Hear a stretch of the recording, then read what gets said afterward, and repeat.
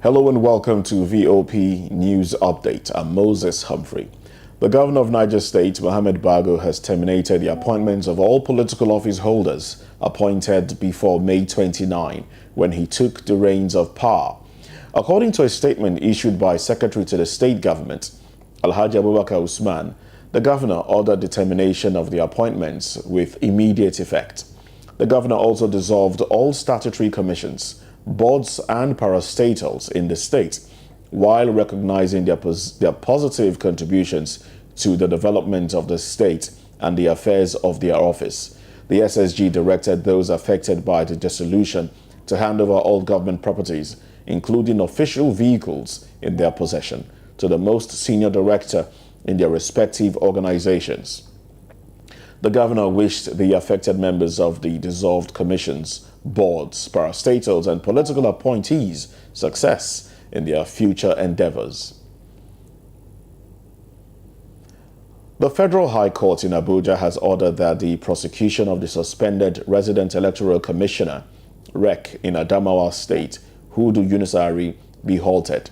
Justice Donatus Okorowo gave the order following an ex parte application brought by Mike Andoka, the counsel to Dahiru. The court held that since the matter is before a tribunal and the parties have submitted to the law, the parties should maintain status quo on the matter, pending the conclusion of the suit. The senior lawyer in his application drew the attention of the court to the fact that the matter is before a tribunal and it is time-bound, whereas Hudu Yunusari, who is his star witness, is being harassed and prevented from giving evidence before the tribunal, which, if continues, would affect the process. The lawyer urged the courts to halt the harassment of Yunusari in the petition before a governorship tribunal challenging INEC's declaration of the People's Democratic Party (PDP) candidate and the governor of the state, Ahmadu Fintiri, as the winner. The Nigeria Union of Allied Health Professionals, NUAP, has called on the federal government to implement the high-level body technical committee's report on the adjustment of the consolidated health salary structure to avert a resumption of the recently suspended industrial action by joint health sector unions. This was contained in a communique issued at the end of the union's 8th Quadrennial National Delegates Conference held in Abuja. NUAP said any adjustment to consolidated medical salary structure must always be carried out on CONHES, in line with the collective bargaining agreement that established the two salary structures in the health sector in 2009. The communique, signed by the president of NUAP, Kamal Ibrahim, and the General Secretary, Martin Egbanubi, stated that to reduce the brain drain in the health sector, the government must provide adequate funding for the sector, improve the working conditions and welfare of health workers, and create a decent working environment, among others. The acting chairman of the Economic and Financial Crimes Commission, EFCC, Abdul Karim Chukul, has promised that the anti-graft agency will sustain its partnership with the United Nations Office on Drugs and Crime, UNODC. According to a statement by the Commission's spokesperson, Wilton Uwujaren, Chukul also said the EFCC was committed to working with critical stakeholders in the actualization of UNODC's mandate in Nigeria.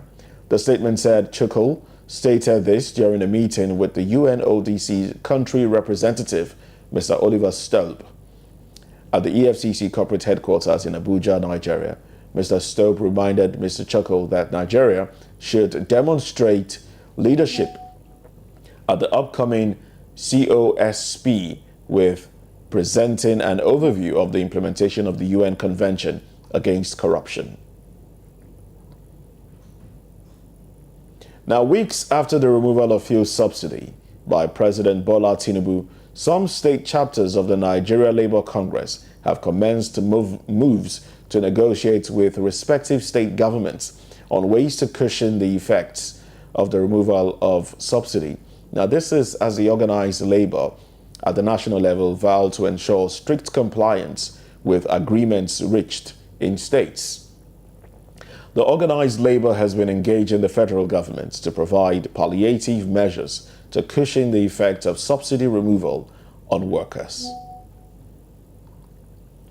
In business, Nigeria has attracted the sum of $222.3 million in portfolio investment into the equity market in the first quarter of 2023. Now, this data is coming from the National Bureau of Statistics Capital Importation Report for the first quarter of the year.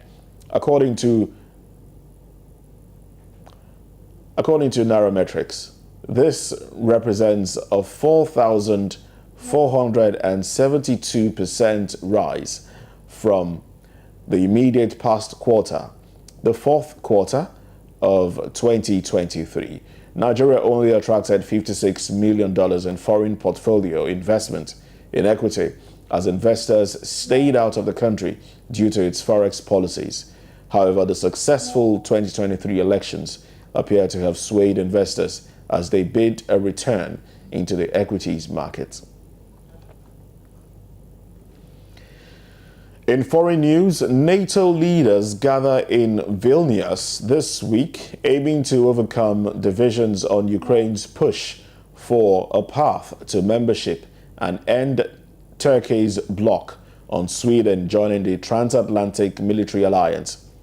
With the war in Ukraine still casting a dark shadow over Europe, the summit in the Lithuanian capital today and tomorrow will be guarded by Patriot missile batteries from Germany.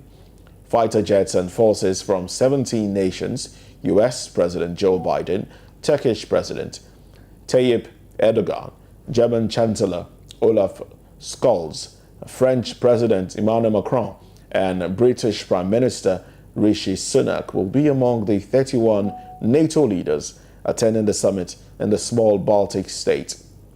Ukrainian President Volodymyr Zelensky is also expected to attend and to press for Ukraine to be admitted into NATO soon after the war triggered by Russia's invasion comes to an end.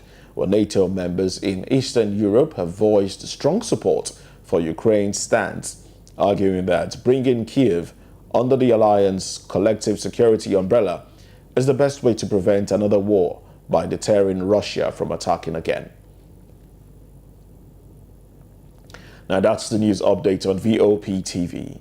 We would like you to subscribe and engage with us on YouTube. It's Voice of the People TV, and on other social media platforms, it is VOP TV Live. I'm Moses Humphrey. Good morning.